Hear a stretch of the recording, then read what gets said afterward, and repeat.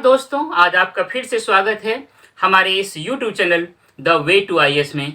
आज जो हमारा टॉपिक है वो है आईएएस बनना है तो भागो मत, सामना करो। फ्रेंड्स, कंटेक्स्ट ये है कि अभी जो एग्ज़ाम हुआ है यूपीएससी पीटी का संडे को, उसके बाद जो जनरल स्टूडेंट का अप्रोच होता है वो 3 तरह के अप्रोच होते हैं।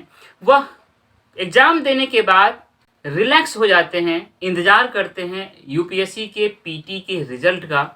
उसके बाद ही क्या करना है नहीं करना है वो डिसाइड करते हैं। इवन जो मेंस की तैयारी होती है वो भी उसके बाद ही करते हैं वो। तो पहला ये कैटेगरी के स्टूडेंट हैं।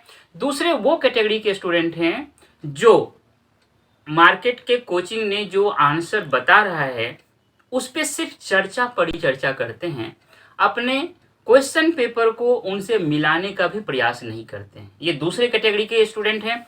और जो तीसरे कैटेगरी के स्टूडेंट हैं वो मार्केट में जो कोचिंग वाले आंसर प्रोवाइड करते हैं, विभिन्न कोचिंग वाले, उनसे अपने आंसर को मिलाते हैं। अलग अलग कोचिंग वाले के आंसर सीट से अपने क्वेश्चन पेपर को मिलान करते हैं और उसमें जो वेरी होता है उनका 4-5 क्वेश्चंस का जो इस तरह से वेरी होता है उस पे चर्चा करते हैं कि अगर ये कोचिंग वाले के अनुसार यूपीएससी वाले ने आंसर दिया तो मेरा इतना स्कोर होगा, इसके अनुसार दिया तो मेरा इतना स्कोर होगा।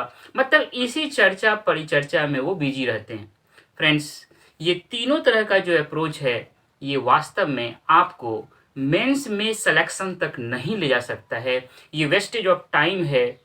मैं आप लोगों से ये रिक्वेस्ट करता हूँ कि ये जो कितना कट ऑफ जाएगा, कौन सा कोचिंग वाले का जो आंसर है वो ज़्यादा सही है, इस तरह के सवालों में जो आप उलझे रहते हैं इसमें मत उलझिए, इससे कोई फ़ायदा नहीं होने वाला है।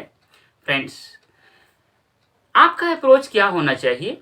सबसे पहले जो क्वेश्चन पेपर आपने सॉल्व किया है एग्जामिनेशन हॉल में, उस क्वेश्चन पेपर को आपने अपना जो 8, 9, 10 महीने के जो आपके तैयारी थे उस तैयारी में जो आपका सोर्स था उस सोर्स के आधार पे आप एग्जामिनेशन हॉल में गए।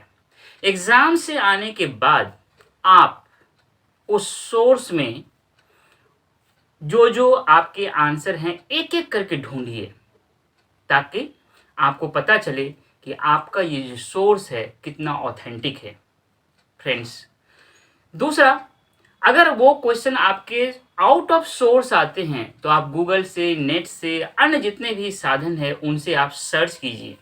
फ्रेंड्स, लेकिन यहाँ पे एक जो जोखिम है वो ये है कि आप खुद के द्वारा खुद से ये चेक कर रहे हैं कि आपका स्कोर कितना है और ऑथेंटिसिटी के साथ चेक कर रहे हैं। आपके सामने सारे सोर्स बिखरे हुए हैं, सारे सोर्स पड़े हुए हैं। आप इसमें कोई बहाना नहीं कर सकते हैं कि ये कोचिंग वाला का ऑप्शन सही हुआ, इसका सही हुआ तब मेरा स्कोर इतना बढ़ जाएगा या घट जाएगा। ये आपका सोर्स आपके सामने है, गूगल और नेट आपके सामने है। जो क्वेश्चन है उसका आप 100% ये बता सकते हो कि इसका ये आंसर सही है, मेरा ये सही हुआ, मेरा ये गलत हुआ। मतलब खुद से खुद का इवैल्यूएशन करता आदमी, स्टूडेंट, और उसमें जब उनको लगता है कि ये गलत हो गया तो उनके पास एक तरह का फ्रस्ट्रेशन होता है, पैनिक होता है। इसी अवस्था से वो भागना चाहता है।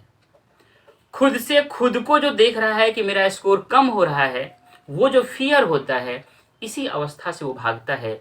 इसी सच्चाई को वो स्वीकार नहीं करना चाहता है।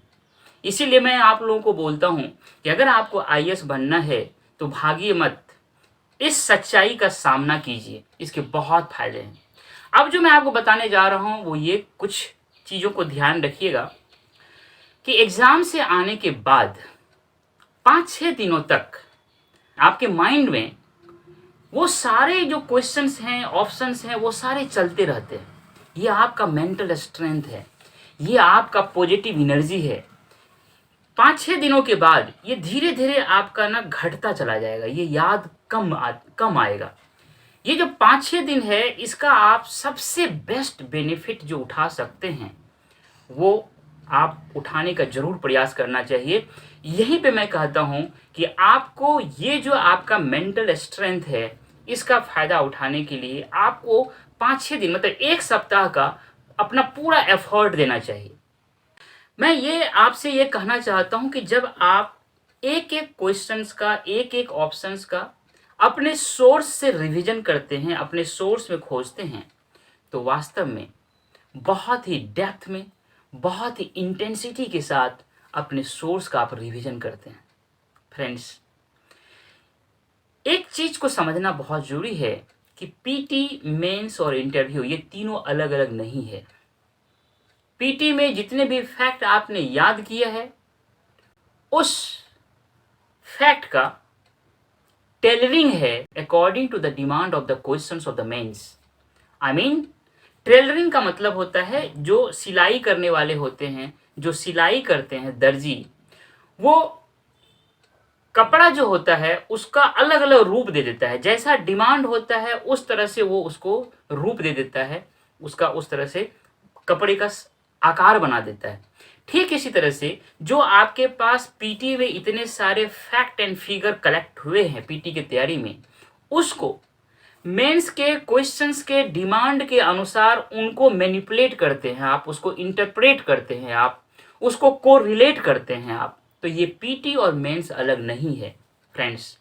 जब आप पीटी के बाद अपने सोर्स को फिर से पलट पलट कर देखते हैं तो वो और इंटेंसिटी के साथ आपके ब्रेन में चला जाता है, बहुत डेप्थ लेवल पे वो रिवीजन होता है और फिर उसके आधार पे मेंस लिखना बहुत ही सहज हो जाता है, बहुत ही आसान हो जाता है। पहला पॉइंट ये।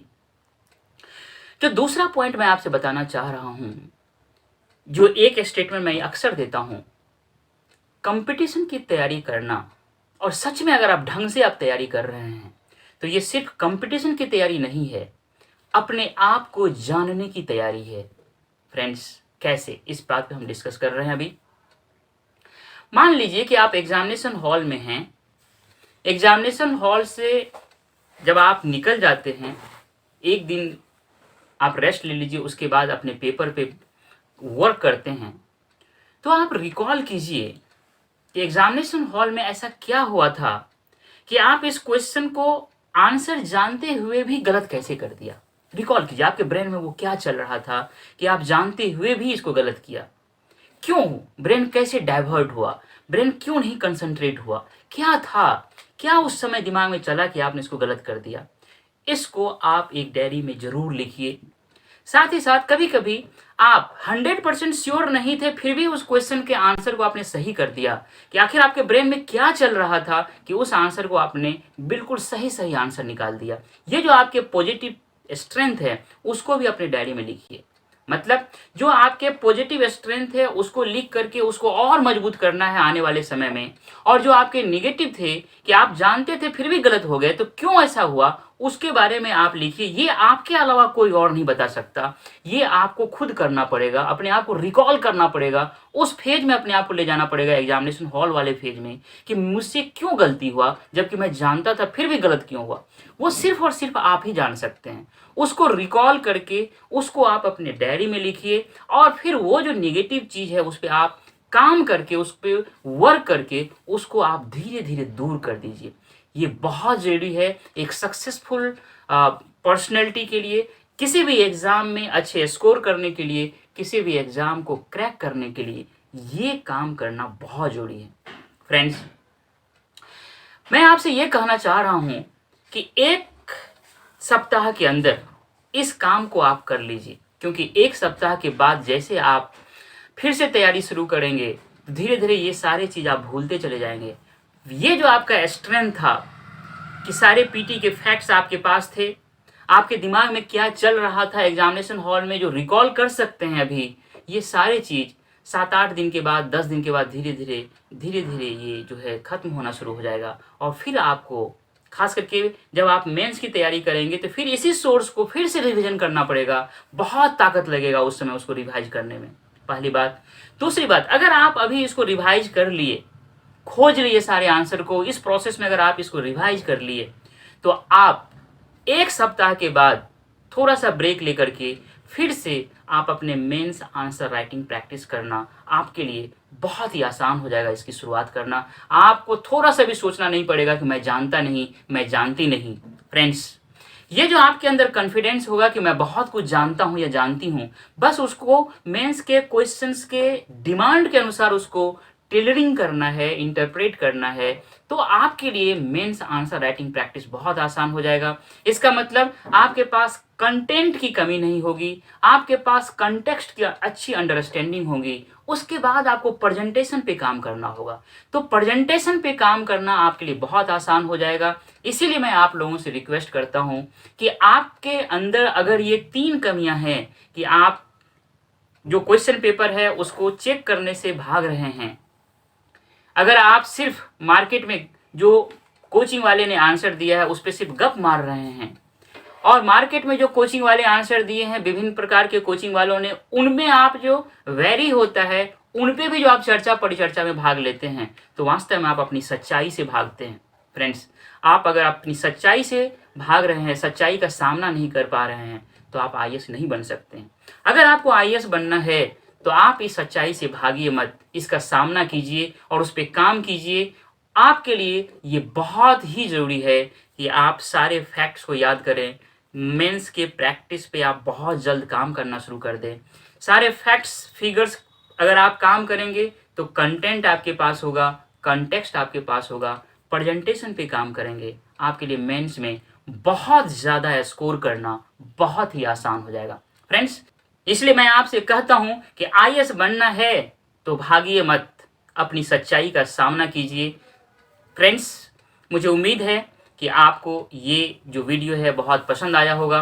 इसीलिए आपसे मेरा ये हम्बल रिक्वेस्ट है कि आप मेरे इस चैनल को सब्सक्राइब करें, लाइक करें, अपना वैल्यूएबल कमेंट दें और अपने दोस्तों के बीच इसे शेयर करें। थैंक यू डियर, मिलते हैं नेक्स्ट वीडियो में।